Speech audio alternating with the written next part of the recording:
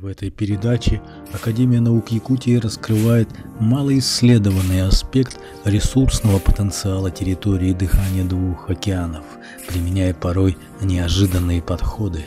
На волне ренессансной культуры республики формируется прецедент комплексного изучения территории, раскинувшейся между Ледовитым и Тихим океанами, для создания прообраза северной технологической цивилизации, модели экологичного освоения территории. Сегодня этими вопросами начинает заниматься научная смена, а наука о криогенных ресурсах становится новым научным брендом Якутии.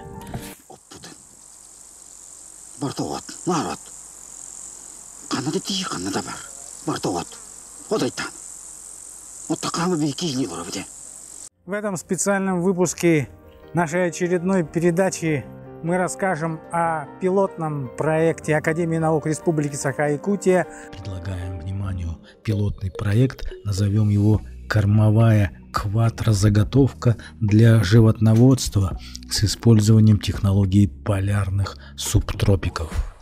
Модернизированная технология для районов Арктики и Субарктики рассчитана на получение 4-кратных урожаев кормовых трав.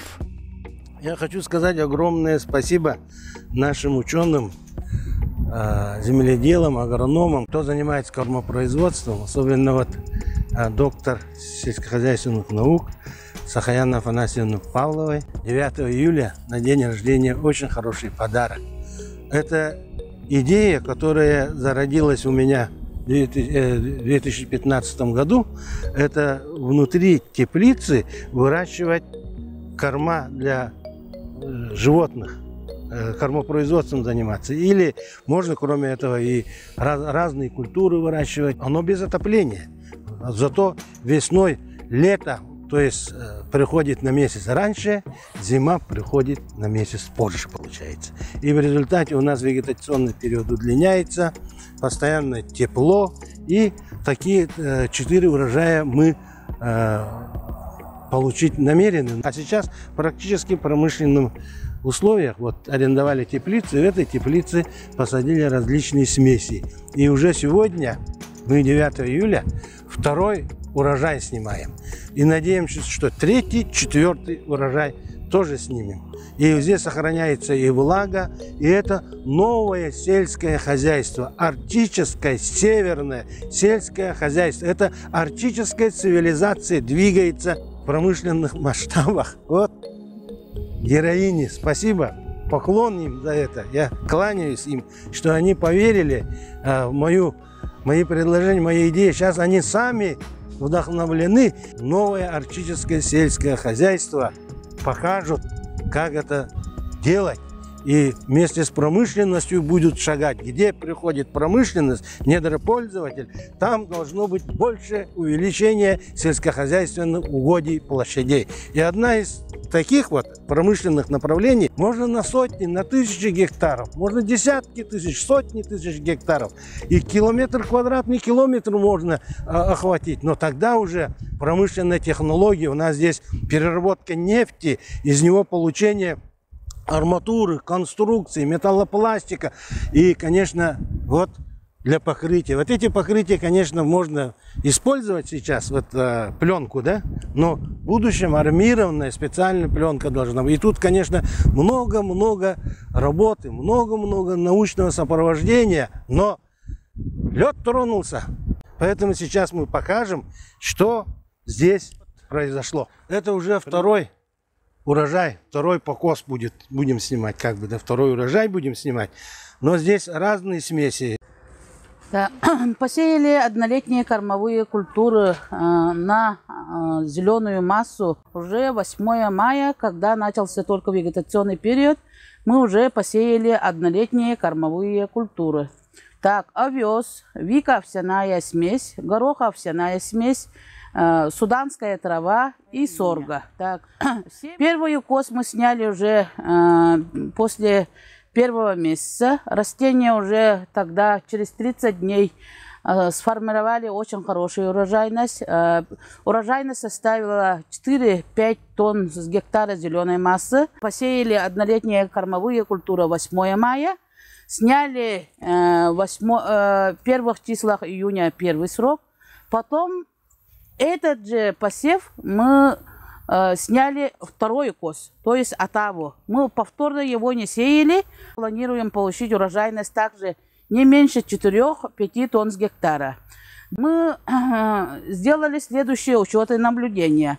Биометрические измерения, да, то есть измеряли рост, развитие, фенологические наблюдения проводили.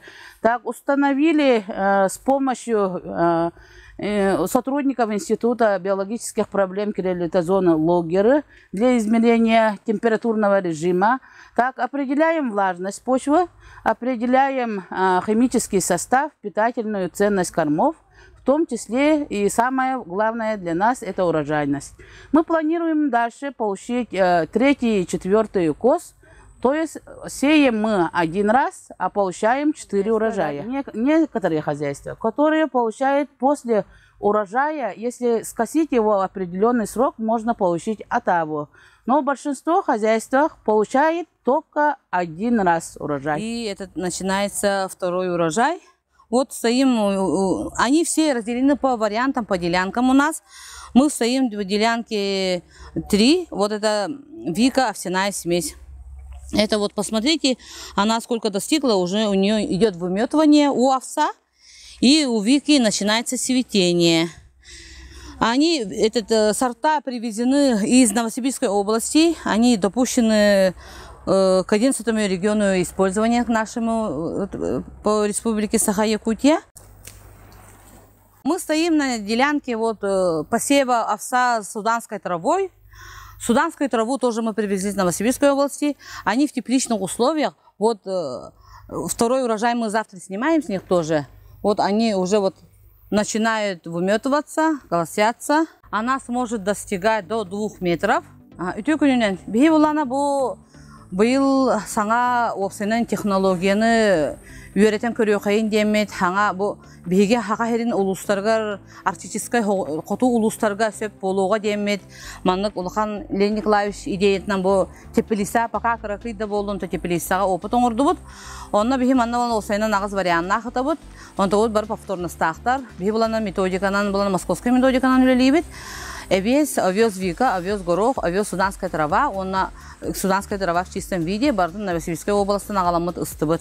Бұл қолыбыра бейі 8 мая бастан спутболлақ бұдына, кеніне бейі уже укостамыд, үйнітін уже 2 үйнітін лары тұра бұд. Бейі хасын кенлері 2 үйнітін уже беренелер бұл. Бұл же колосис болан уже светенияланлар, бұл молочныйдырғыр даже чуға хабыттар. Ол оны қыламыд бейі кенлері болана сүйе ағылығар болағына, бәбіт болана зеленый конвейерді оңырамыд, әбетер болағына зеленый масытынан қомыен ламыд, оту қолыбыра бәбіт сүйіге, әрді күхін кенені боланы даже бұл тепелесе егер боланы келдеремет мәчетек бітін дөйіп болады, күхіңі біремеға. Білеген боланатын бұл бұйыл 4 үйін ылық біттен ғыджабыд, онтан август болуға, онтан уже сентябрға 4 үйін ылық біт. Денеріне біт.